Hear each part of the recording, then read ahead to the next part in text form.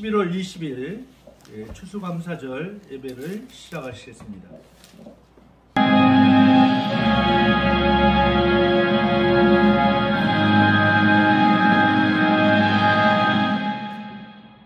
하나님 아버지, 지난 1년 동안 하나님께서 지켜주시고 보호하여 주셨다가 귀한 예배의 자리에 동참할 수 있게 하신 하나님 감사합니다. 지난 1년을 생각할 때 얼마나 많은 은혜가 있었는지, 얼마나 많은 주님의 사랑 가운데 우리를 순간순간 인도하셨는지를 다시 한번 생각할 수 있는 귀한 시간 되게 하시고, 어떻게 하는 것이 정말 하나님 뜻과 목적대로 남은 인생을 살 수 있는지를 생각하는 시간 될 수 있도록 은혜를 베풀어 주시기를 원합니다. 오늘 예배에 동참한 모든 성도들에게 하나님의 크신 사랑과 기쁨과 은혜와 평강이 넘치는 치유 역사가 나타나는 귀한 시간 될 수 있도록 은혜를 베풀어 주시옵소서. 감사를 드립니다. 예수 그리스도의 존귀하신 이름으로 기도하였습니다. 아멘. 주시고요. 문영주 목녀님께서 대표 기도해 주시겠습니다. 기도하겠습니다. 참으로 선하시고 자비로우신 창조주 아버지 하나님, 천지 만물을 창조하시고 주관하시는 전지전능하신 아버지 하나님을 찬양합니다. 한 주간 우리에게 귀한 생명을 주시고 추수감사절을 맞이하여 주님의 성전에서 주님께 감사와 찬양을 드릴 수 있는 시간을 허락하여 주셔서 감사합니다. 주님은 우리 마음속에 거하고 우리는 주님 앞에 거하여 주님을 경외함으로 성전을 향하여 예배드립니다. 우리가 누리고 사는 모든 것들이 당연한 것이 아니라 주님이 베풀어 주신 은혜인 것을 인정하고 고백합니다.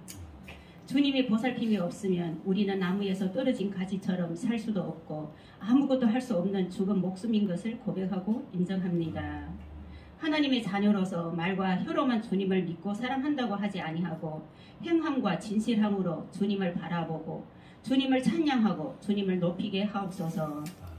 주님 앞에서 정직하게 우리의 죄를 고백하고 회개하게 하옵시고, 감사보다 불평이, 용서보다 정죄를, 사랑보다 원망이 더 많았음을 용서하여 주옵소서. 주님의 유익보다 우리의 자신의 유익을 더 구하고 주님의 나라보다 이 세상의 쾌락을 더 좋아하고 남을 낮추고 우리 자신을 높이며 살아온 죄 용서하여 주옵소서. 오늘도 주님의 보혈로 우리의 심령을 정결케 하옵시고, 이종현 목사님을 비롯하여 온 성도들이 주님의 풍성한 사랑을 힘입어 듣는 자나 전하는 자나 주님의 성령이 함께 하여서 모든 것이 주님께 영광 올리는 시간 되게 하소서. 주님이 늘 우리 삶의 중심이 되어주시고 우리로 말미암아 주님의 살아계심과 함께 하심을 경험하고 우리 주변 모든 사람에게 증인이 되게 하소서. 우리 삶 속에서 풍성한 열매를 맺어서 많은 영혼들이 주님을 만나서 영생의 축복을 누릴 수 있게 은혜 내려주시옵소서. 대통령이 정의로 나라를 다스리게 하옵시고, 가정은 화목하고 사업은 번창하고 부모를 공경하고 자녀를 사랑하고 교회는 부흥하고 경제가 회복되고 마음은 평강하고 우리의 영과 육이 강건해지고 주님의 나라가 온 땅에 임하셔서 하늘과 땅이 하나가 되게 하옵소서. 우리의 자녀가 주님에 인도하여 주님이 창조하시고 예배하신 길로만 가게 하옵시고, 우리 자녀들이 마음속으로 소망하는 모든 일들을 주님의 뜻과 계획 안에서 주님의 능력과 지혜로 이루게 하옵소서. 추수의 계절에 오곡백과만 추수하는 것이 아니라 영혼을 추수하는 데도 최선을 다할 수 있도록 인도하여 주시옵시고, 날마다 영혼의 열매를 맺고 추수할 수 있게 지혜와 능력 내려주시옵소서. 온 마음을 다하여 온 힘을 다하여 온 뜻을 다하여 온 정성을 다하여 주님을 사랑하고 오직 주님에 대한 믿음과 순종과 기도와 찬양으로 우리 삶의 전부가 되게 하소서. 항상 주님의 나라와 의를 먼저 구하고 주님의 뜻과 계획이 무엇인지 먼저 이해하는 삶을 살길 원합니다. 주님의 부르심에 항상 응하고 주님의 일에 항상 동참하고 주님의 우리에게 주신 달란트를 잘 감당할 수 있게 우리를 만져 주소서. 아버지 하나님, 항상 기뻐하고 늘 감사하며 사랑하며 용서하고 절제하고 겸손하고 순종하며 살겠습니다. 주님이 지켜주시고 인도하여 주시옵소서. 오늘 이 시간 모든 영광 지존하신 하나님께 영광 올리며 피곤한 자에게는 힘을, 무능한 자에게는 능력을, 아픈 자에게는 치유를, 가난한 자에게는 부여를 죽은 자에게는 생명을 주시는 우리 주 예수 그리스도의 이름으로 기도드립니다. 아멘. 하나님 말씀 보겠습니다. 마태복음 22장입니다. 마태복음 22장 37절에서 38절까지입니다. 네, 박미소 자매님께서 낭독해 주시겠습니다. 예수께서 이르시되 네 마음을 다하고 목숨을 다하고 뜻을 다하여 주 너의 하나님을 사랑하라 하셨으니 이것이 크고 첫째 되는 계명이요 둘째도 그와 같으니 네 이웃을 네 자신같이 사랑하라 하셨으니. 하나님 감사합니다. 오늘 귀한 마태복음 20장 37절 38절 말씀을 주셨습니다. 이 말씀을 통해서 우리 심령이 새롭게 하여 주시고 충만케 하시고 우리 심령이 부욕케 하여 주시고 여기간에 치유되는 귀한 시간 될 수 있도록 은혜를 베풀어 주옵소서. 감사를 드립니다. 예수 그리스도의 존귀하신 이름으로 기도하였습니다. 아멘. 네, 다 같이 인사를 나누셨으면 좋겠네요. 안녕하세요. 네, 안녕하세요. 반갑습니다. 네, 오늘이 추수감사절이죠. 네, 추수감사절 하면 가장 먼저 떠오르는 게 뭐냐면 감사죠. 그죠? 아마 대부분의 교회에서 감사에 관한 그 설교를 많이 하는 걸 알고 있어요. 근데 저는 감사를 정말 우리가 감사를 느끼려고 한다면 우리는 사랑을 사실 받은 것을 느끼셔야 돼요. 사랑을 받지 않은 사람은 감사를 진정 느낄 수가 없어요. 잘 생각해 보면 내 삶 속에서 감사가 많은지 감사가 없는지 보면 내가 사랑을 받고 있는 사람인지 사랑을 느끼고 있는 사람인지 우리가 쉽게 알 수가 있어요. 그래서 우리 삶 속에 정말 이 감사가 많으려면 이 하나님께 받은 사랑, 그러니까 사람에게 받은 사랑이 많아야 된다는 것을 여러분이 쉽게 알 수가 있죠. 그래서 저는 오늘 하나님의 사랑에 대해서 나누려고 합니다. 저는 지나간 그 1년을 쭉 돌이켜 볼 때 참 감사한 일들이 참 많았던 것 같아요. 그 중에서 저는 가장 감사하게 느꼈던 건 뭐냐면 제가 일생 동안 고민하고 생각했던 정말 성령의 교회가 어떤 것이 정말 예수님이 원하시고 꿈꾸는 교회나 어떤 것이 정말 하나님께 기뻐하시는 교회일까 고민을 많이 하면서 살아왔습니다. 그런데 저는 감사하게 성경에 가장 가까운 교회인 가정교회를 만난 것에 대해서 저는 너무나 감사합니다. 지금까지도 감사했지만 앞으로도 아마 더욱더 감사하고 기대임과 설레임이 있습니다. 뿐만 아니라 저는 너무나 귀한 목자, 목녀 그리고 좋은 성도들을 만나게 하신 것에 대해서 너무나 감사했습니다. 사실은 얼마 안 돼도 속을 썩이는 교회들이 굉장히 많습니다. 그리고 굉장히 혼란 가운데 있는 그 교회도 많습니다. 그럼에도 불구하고 저희 교인들을 하나하나 볼 때 너무나 좋은 분들을 한 분 한 분 보내주신 것에 대해서 저는 너무나 감사합니다. 그렇다고 한다면 여러분은 지난 1년 동안 살면서 가장 감사한 것이 무엇인가를 한번 자신에게 한번 물어보시기 바랍니다. 나는 1년 동안 살면서 가장 감사한 것이 무엇인가? 자신에게 물어보게 되면 정말 내가 얼마나 내가 사랑을 받은 존재인지를 알 수가 있다는 거죠.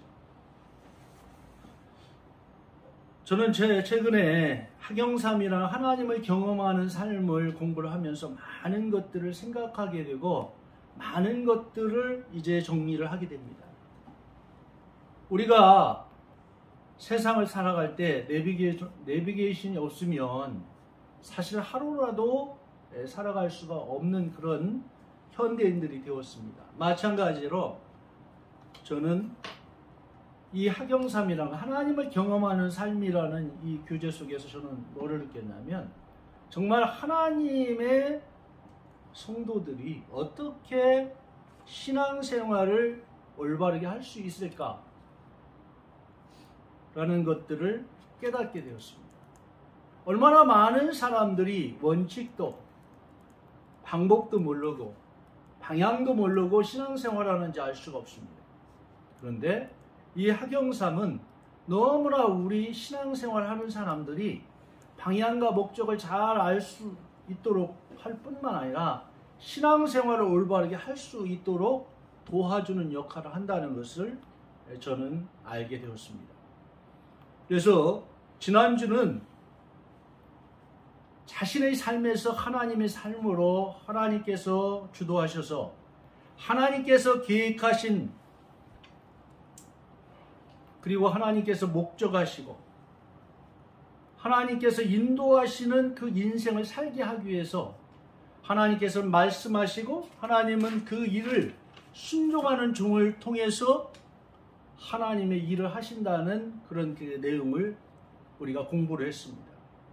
그러면서 하나님께서는 우리를 사랑의 관계를 위해서 창조를 하셨다는 거예요. 교인 중에 이런 사람이 있었습니다. 그 사람은 교회를 참 잘 다녔습니다.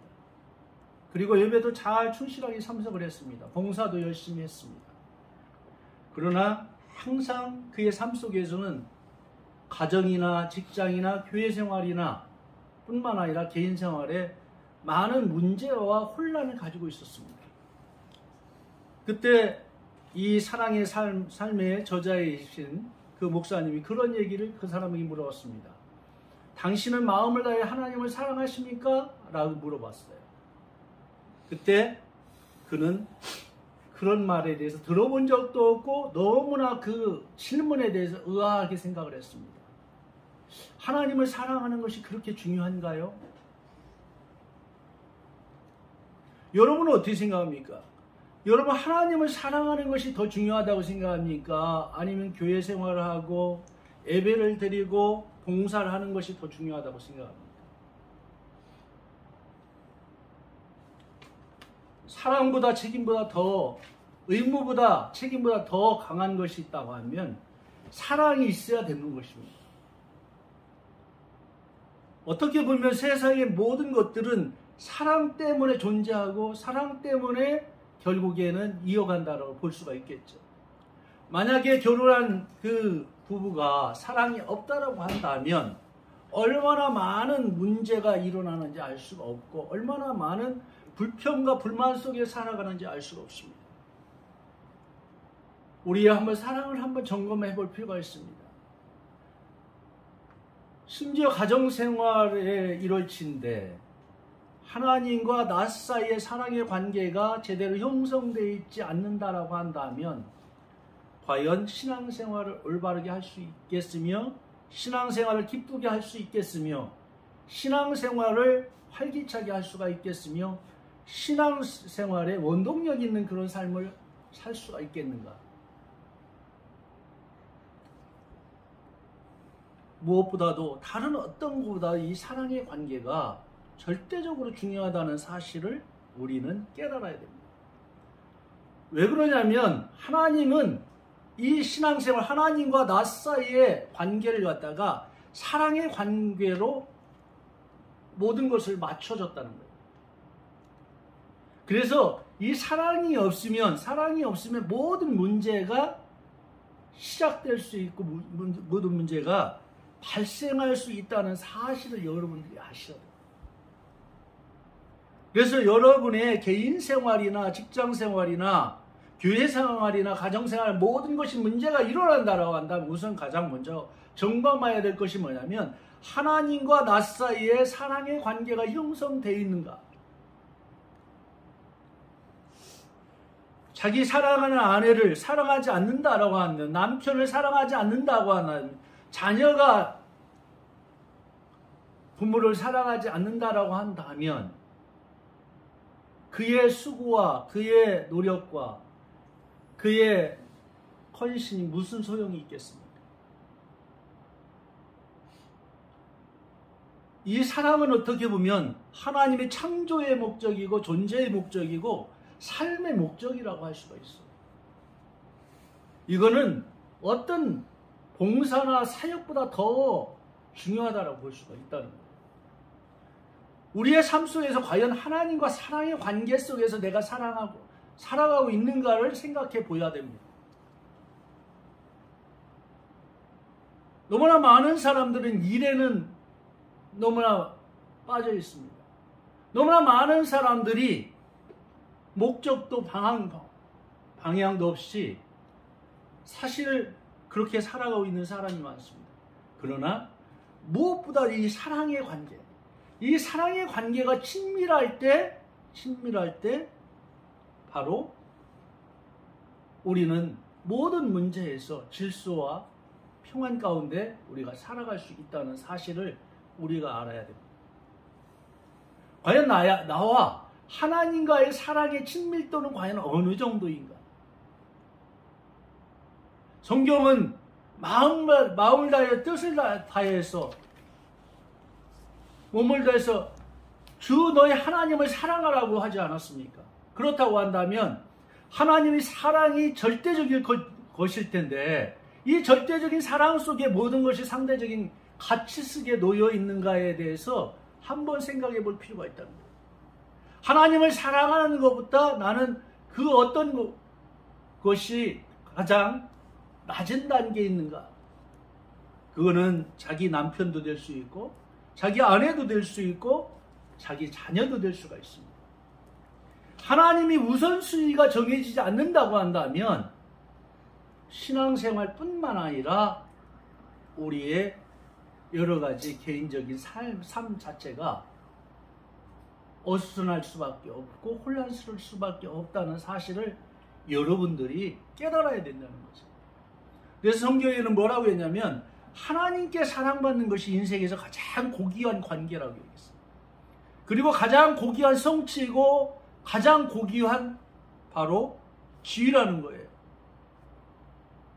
그런데 하나님이 사랑의 관계에 실패한 사람들, 이런 사람들은 이를 대체하기 위한 수단을 찾게 된대요. 예를 한번 들어봅시다. 자, 부부관계에 문제가 생긴 사람이라고 한다면 부부 사이의 사랑의 친밀도에 관심이 있기보다는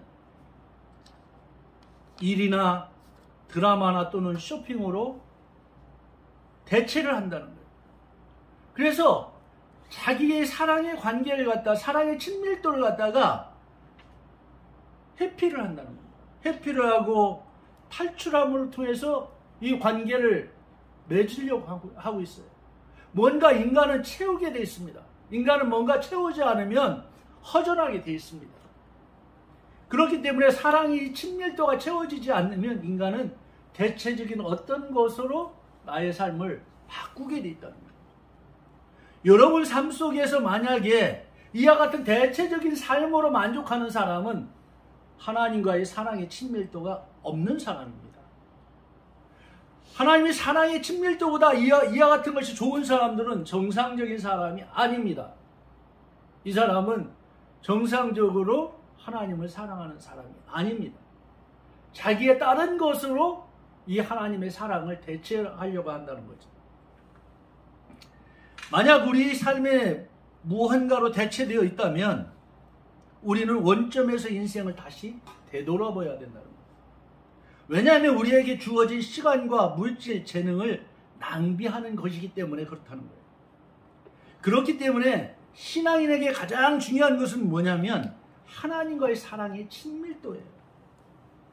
우리가 하나님만 사랑할 때 하나님 우리를 향한 하나님의 사랑 때문에 우리의 필요를 채워주신다. 과연 여러분은 하나님의 사랑의 친밀도가 어느 정도십니까? 내 자신에 한번 물어보시기 바랍니다. 나는 오히려 하나님의 친밀도보다 남편에게 더 많은 사랑의 친밀도를 구한다. 내 부모에게 사랑의 친밀도를 더 구한다. 내 친구의 친밀도를 구한다. 그것은 잘못된 것입니다. 성경은 뭐라고 얘기하냐? 마태복음 6장 30절에 너희는 먼저 그의 나라 그 의를 구하면 이 모든 것을 더해 주시겠다. 하나님의 친밀도가 채워진다라고 한다면 나의 필요한 것들이 채워진다는 것. 그거는 제가 인생을 살면서 신앙생활을 하면서 너무나 실제적으로 개인적으로 많이 체험을 했습니다. 그렇다고 한다면 여러분의 삶도 똑같이 사랑의 친밀도가만 채워진다라고 한다면 여러분의 어떠한 대체적인 것도 해결할 수 없는 것도 얼마든지 여러분을 충족을 시킬 수 있다는 거죠. 세 번째는 하나님과 동행하는 것입니다.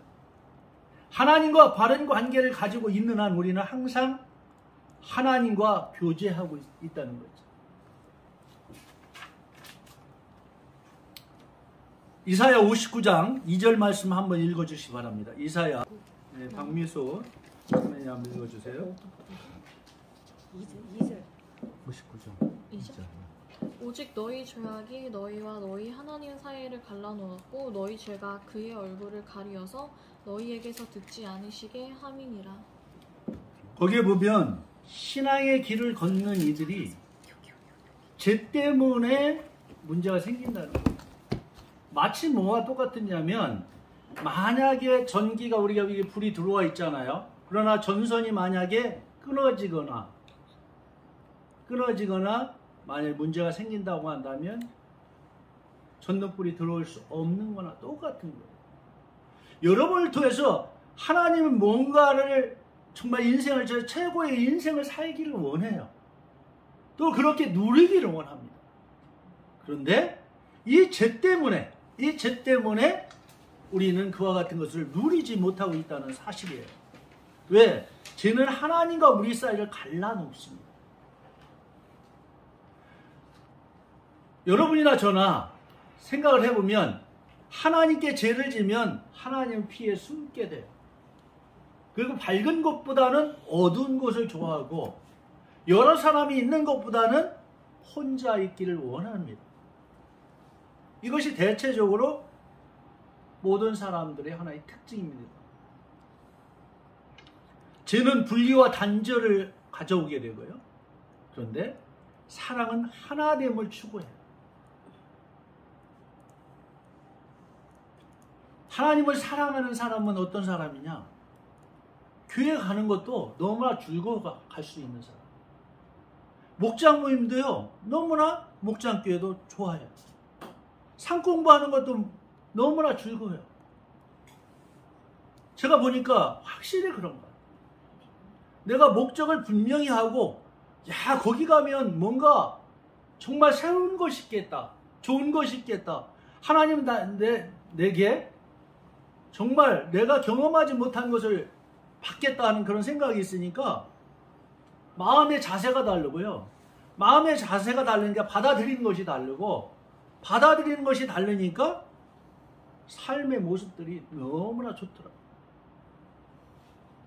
3일 동안 비고 제가 강원도 횡성에 가서 상공부를 배웠는데 지금까지 제가 이런 마음으로 가본 적이 없거든요. 근데 마음 자세를 바꾸니까 너무나 모든 것이 좋고, 모든 걸 배우는 것이 좋고, 있는 것이 좋고, 모든 것이 좋더라고요. 자체가. 여러분 가운데 만약에 교회 오는 것이 부담이 되고, 교회 오는 것이 힘들고, 목장 교회 가는 것이 뭔가 꺼리껴지고 그렇다고 한다면 하나님 친밀도, 사랑의 친밀도가 약하든지 내가 하나님을 올바로 섬기지 않은 죄를 짓고 있다는 것 자체.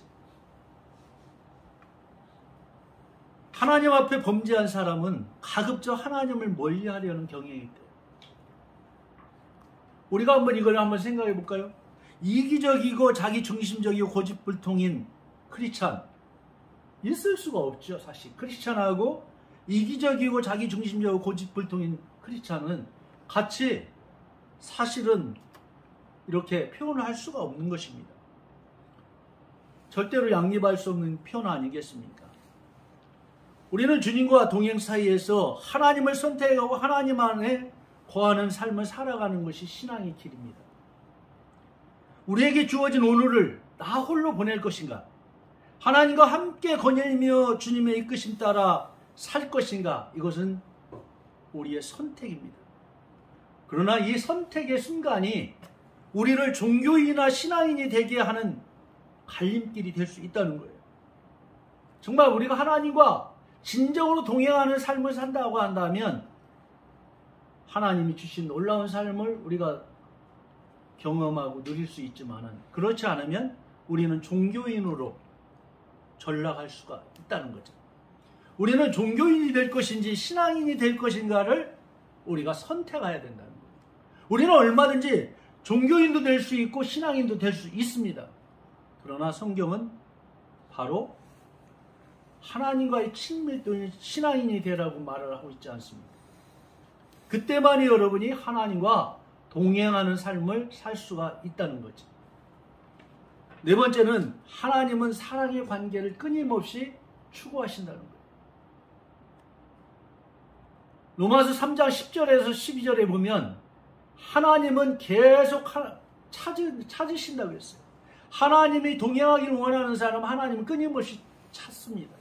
하나님을 바라보는 사람, 하나님을 기대하는 사람, 그 사람은 하나님이 끊임없이 찾고 있습니다.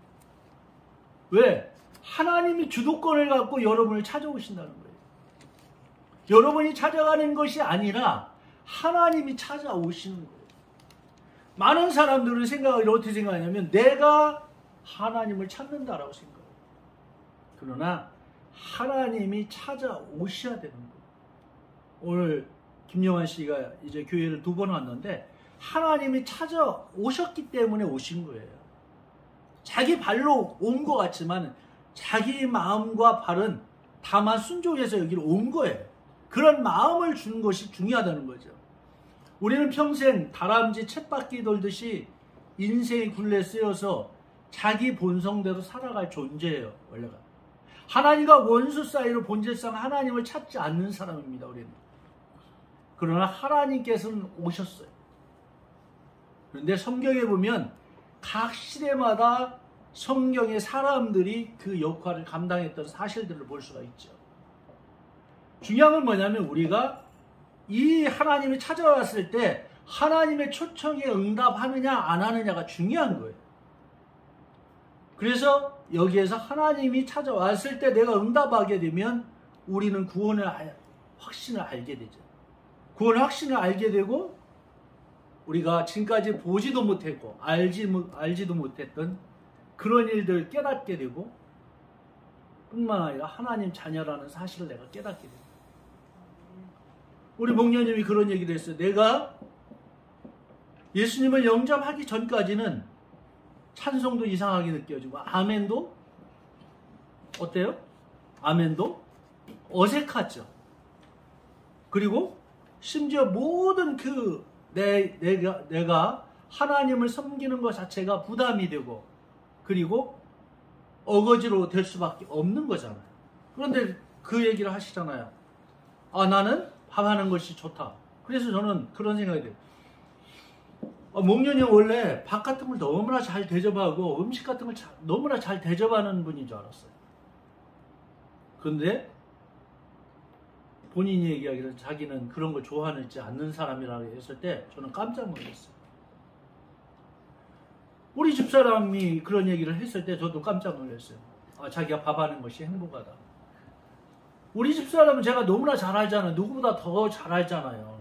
밥 때문에 일생 동안 내가 고민하는 사람이고 밥 때문에 속상한 사람이고 밥 때문에 내가 너무나 힘들었던 사람인데 그 사람이 어느 날 갑자기 밥하는 게 좋다? 이건 천지개벽할 일이에요. 이건 하나님이 도대체 사랑이 어떻길래 하나님의 사랑을 어떻게 받았길래 그와 같은 고백을 할 수가 있을까? 이것이 바로 하나님이 나를 찾아와서 나에게 그와 같은 걸 기쁨으로 할 수 있는 그런 놀라운 은혜를 경험을 했다는 거겠죠. 5번째는 하나님은 사실적이고 개인적이면 실제적인 관계를 여러분 가운데 맺기를 원해요. 예수님을 믿는 사람과 안 믿는 사람, 그리고 사랑의 친밀도가 있는 사람 없는 사람의 차이가 한 가지가 있어요. 한 가지는 그게 뭐냐? 성경을 보면요, 예수님을 안 믿는 사람들은 그냥 좋은 말씀이라고 아주 교양 있는 사람 그런 얘기를 하고요. 예수님을 잘 부정하는 사람들은 왜 하나님께서 착한 사람과 악한 사람을 세워서 왜 계속 악한 사람을 죽이고 또 거기다 악한 사람을 갖다가 또 놓고 하나님 자기 마음대로 로봇같이 그런 식으로 우리 인간을 그렇게 다루냐, 그런 생각을 합니다. 그리고 어떤 사람들은 이 성경을 좋은 말씀으로 생각을 해요. 그런데 예수님을 믿고 거듭난 사람들은 어떤 생각을 하냐면 성경 말씀 하나하나의 사실들이 하나님이 나를 사랑하는 사랑의 사건을 받아들이지만은, 예를 들어서 여러 가지 하나님께 범죄하고 죄를 지은 여러 가지 모습들이 많이 나타나거든요. 그 사람 한 사람이 내 모습으로 느껴진다는 거예요. 여러분이 성경을 볼 때 나는 한 번도 죄인이라는 사실을 느끼지 못했다, 그러면 아직 그 사람은 거듭난 사람이 아니에요. 여러 가지 아브라함의 여러 가지 범죄의 모습, 다윗의 그 범죄의 모습, 그리고 여러 가지 그 성경의 위인들의 그런 그 죄의 모습을 통해서 내가 그 모습입니다 라고 고백하는 사람은 정상적인 그리스도인이에요. 정상적인 그리스도인은 성경을 보면 볼수록 어떻게 느껴지냐면 내가 죄인임을 더욱더 깊이 느껴지는 것이 정상적인 그리스도인이에요. 그리고 정상적인 그리스도인은 어떻게 느껴지냐면 하나님 사랑에 대해서 내가 감동을 하게 돼 있어요. 그리고 하나님 사랑에 대해서 느끼게 되어 있습니다. 그리고 하나님은 실제 나와 관계를 맺고 함께하는 것을 느끼게 되어 있습니다. 교회를 통해서도 느낄 수 있어요. 그리고 성경을 통해서도 느낄 수 있습니다. 기도를 통해서도 느낄 수가 있어요. 여러분, 환경을 통해서도 느낄 수가 있습니다. 나를 한번 잘 돌이켜보시면 정말 하나님께서 실제적이고 개인적으로 만난 그런 체험들이 있는가? 있으셔야 돼요. 그것이 만약에 없다라고 한다면 여러분은 종교 생활을 하는 것이지 하나님과의 친밀도인 신앙생활을 하는 것은 아니라는 사실을 여러분들이 아셔야 됩니다. 고린도전서 2장 14절 한번 보세요. 고린도전서 2장 14절 한번 읽어보세요. 고린도전서 2장 14절.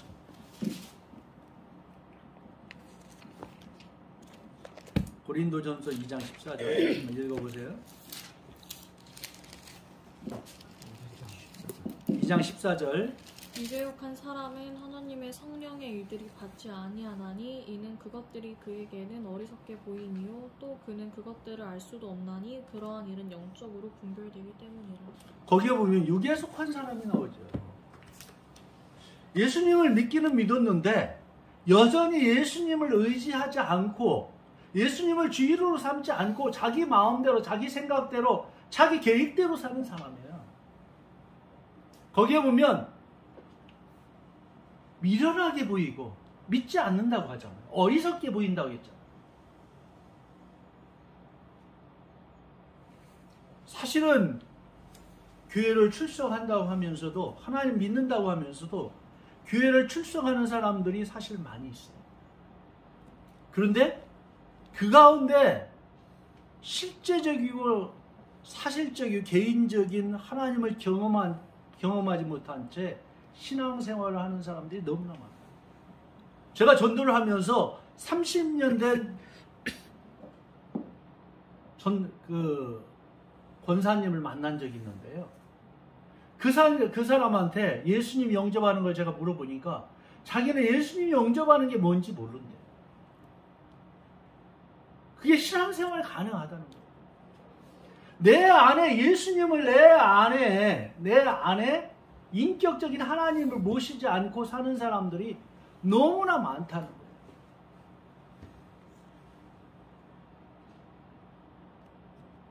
하나님은 사실적이고 개인적으로 만나기를 원한다는 거예요.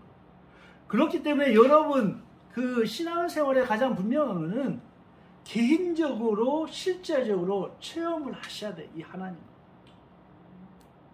그리고 날마다 삶 가운데 이것을 경험을 하셔야 돼요. 신앙생활을. 그러면 여러분의 삶이 어떻게 느껴지냐면 날마다의 삶이 새롭게 느껴질 수밖에 없어요. 그리고 날마다의 삶이 쳇바퀴 도는 그런 삶이 아니라 뭔가 다르게 느낄 수밖에 없어요. 그 환경이 어떻든지 생활이 어떻든지 그게 문제가 되는 것이 아니라 하나님의 날마다의 사건은 개인적으로 오기 때문에 이게 달라질 수밖에 없다는 거예요. 많은 사람들은 그런 생각을 합니다. 어떤 생각을 하냐면 제 가운데 여전히 살면서도 하나님과 같이 함께 하려고 해요. 그러나 이것은 불가능하다는 거예요. 이거는 있을 수가 없다는 거예요, 자체가. 하나님과의 관계를 맺으려고 한다고 한다면 반드시 정리할 것들이 있어요. 정리하지 않은 관계를 맺을 수가 없어요.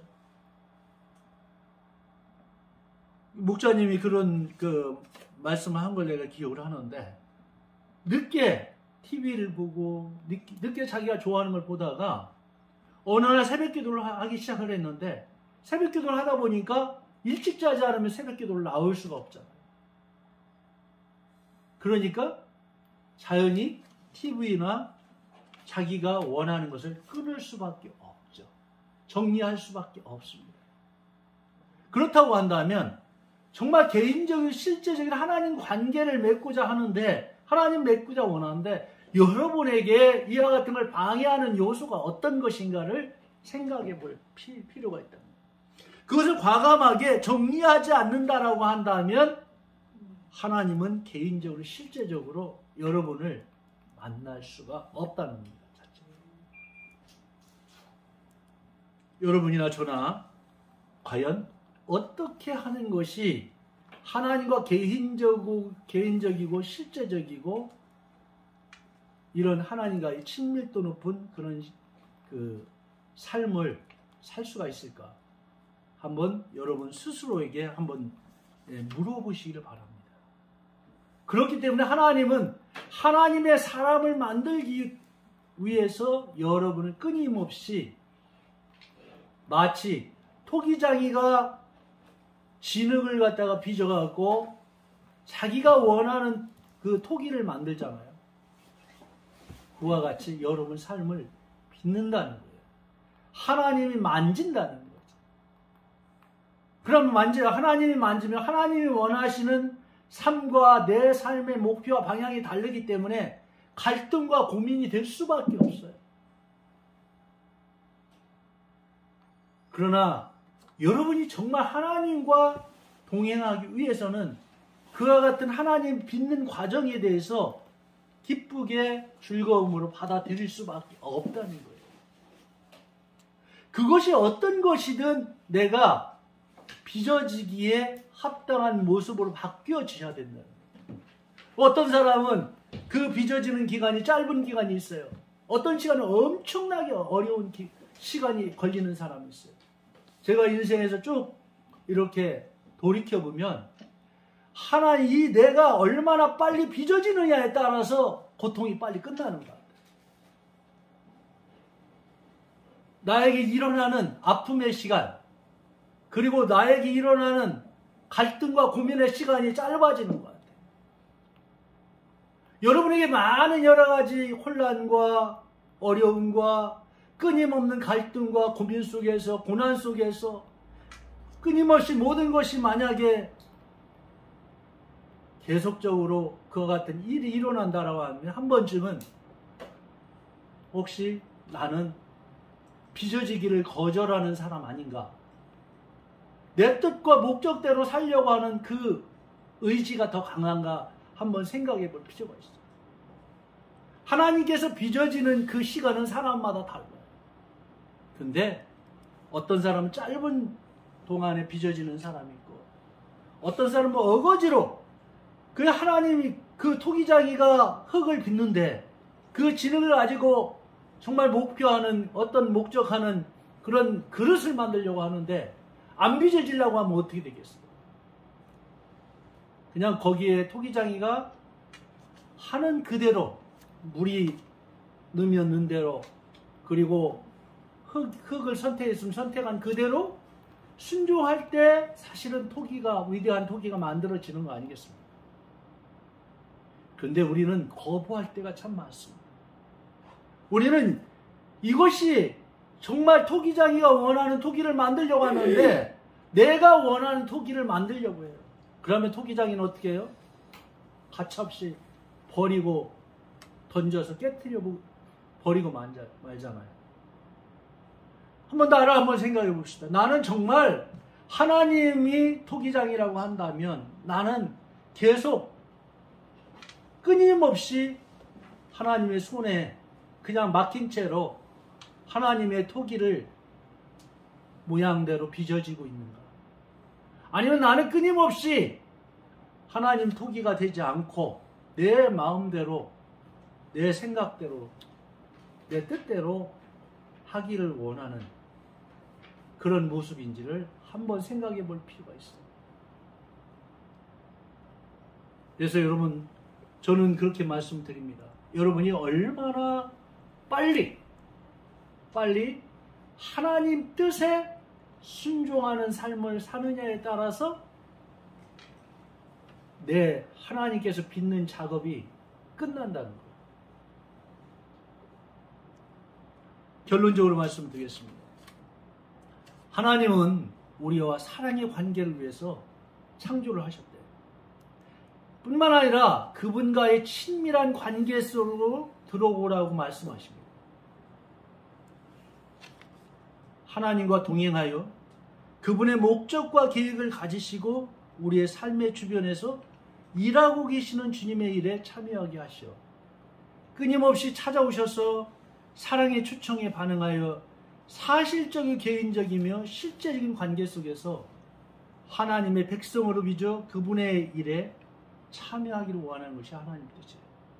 결국에 우리는 그렇게 생각을 하는데 내 뜻을 이루기 위해서 하나님이 존재하는 것이 아니라 하나님 뜻에 맞춰서 하나님이 목적하신 방향대로 내가 만들어지는 것이 하나님 뜻이라는 것을 여러분 아셔야 돼요. 그래서 내가 하는 신앙생활도 말씀 보는 것도 기도하는 것도 그리고 봉사하는 모든 것도 하나님 뜻에 맞추어서 하셔야 돼요. 성경은 이렇게 얘기를 하고 있어요. 하나님 뜻에 내가 맞춰 살게 되면 너의 필요한 모든 것을 채워주시겠다. 제가 여기 와서 거의 1년 한 6개월 정도를 지나면서 많은 것들을 생각했습니다. 어떻게 보면 인생에서 제가 가장 어려운 시기가 지금이 아닌지도 몰라요. 그런데 제가 감사했던 건 뭐냐면 하나님 뜻 안에서 제 자신을 볼 수 있는 가장 중요한 시기였어요. 어떻게 보면 감사가 가장 많은 시간이었고 하나님의 풍성함을 가장 많이 느끼신 시간이었고 하나님의 부유함을 느끼는 시간이었고 내가 모든 거에서 누리는 시간이었다. 어떻게 보면 지금의 시간이 가장 나로서는 시간의 자유가 많은 시간이라는 생각이 들었어요. 옛날에 나는 그와 같은 걸 생각을 하지 못했는데 이제는 내가 하나님을 위해서 내가 배운다면 내가 일주일도 얼마든지 가능하겠다. 그것이 조금 더 된다고 하면 한 달도 가능하겠다. 어떻게 보면 우리의 가장 어려운 시간이 있지 않겠습니까? 가장 어려운 환경이 있지 않겠습니까? 코로나보다 더 어려운 상황이 우리한테는 닥칠 수 있겠죠. 그러나 중요한 건 뭐냐면 내 뜻대로 사느냐 하나님 뜻에 나의 인생을 맡기고 사느냐에 따라서 우리에게는 전혀 다른 새로운 인생이 시작된다는 사실을 여러분들이 생각하면서 어떻게 하나님의 사랑의 친밀도를 통해서 실제적인 신앙생활을 할 것인가를 생각하는 그런 시간이 되었으면 참 좋은 아마 추수감사절의 그런 시간이 되지 않을까, 네, 그런 생각이 듭니다. 기도하겠습니다. 하나님 아버지 감사합니다. 우리는 하나님의 사랑의 관계로 태어났고 사랑의 관계 속에서 선택받았고 사랑의 관계 속에서 소명을 가지고 하나님께서는 우리를 불러주셨습니다. 이제는 하나님의 뜻을 구하는 그런 귀한 삶을 살게 하시고 이제는 내 생각과 내 지식과 내 이성에 의해서 하나님을 이용하고 하나님의 목적을 성취하는 삶이 아니라 하나님이 주신 삶을 누리며 살 수 있도록 축복하여 주옵소서. 어떻게 하면 사랑의 귀한 아버지 하나님 친밀도를 통해서 실제적으로 개인적으로 그리스도의 삶을 누릴 수 있는지를 알게 하여 주옵소서. 감사를 드립니다. 예수 그리스도의 존귀하신 이름으로 기도하였습니다. 아멘. 귀한 물질을 주님께 드리게 하여 주셔서 감사합니다.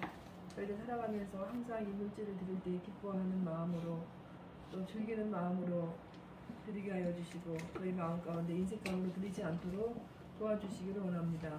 저희들 아버지 하나님께 드리는 이 물질을 통하여 저희들 생활 가운데 30배, 60배, 100배의 열매를 맺게 하여 주시고 주님께서 말씀하신 말라기 3장의 말씀대로 하나님의 말씀대로 시험을 받아 하나님 이 시험이 그대로 이루어지는 놀라운 은총이 우리의 가정 가운데 이루어지기를 기도합니다. 또한 아버지 이 물질이 주님께서 원하시는 영혼 구원과 제자 훈련에 귀하게 사용되게 하여 주시고 저희들 후원하는 목사님들과 어려운 이웃과 또 선교하는 선교사님들에게 귀하게 사용되게 하여 주시옵소서. 예수님 이름으로 기도드립니다. 아멘. 이 시간은 새신자 환영 및 교회 소식을 말씀드리겠습니다. 오늘 두 번째 우리 교회에 이제 출석하신 김영환 성도님 잠깐 나와 주십시오. 저 교회에서